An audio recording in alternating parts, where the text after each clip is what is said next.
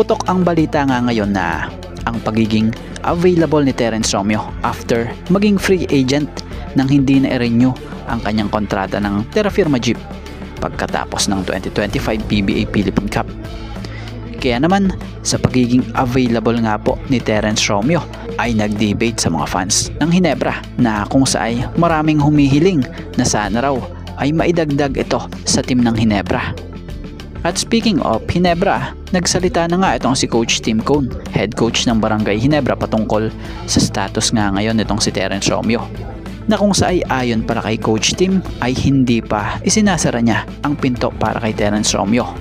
Inamin din ni Coach Tim na hindi ito ang original na plano ng team this offseason. Pero sa ngayon, titingnan raw muna nila na kung sa hindi pa nila kinokonsidera pero titingnan nga raw nila. So bagamat wala pang formal na iuulat na pag-uusap batay sa report, pero pag-uusapan nga raw itong posibleng pagbubukas ng pinto para kay Terence Romeo para sa Ginebra na siyang matagal na ring hinihiling ng mga fans. So abangan na lang natin sa mga susunod na araw kung ano ang next update patungkol kay Terence Romeo at dito sa Barangay Ginebra. Kaya naman, ano ang opinion nyo rito?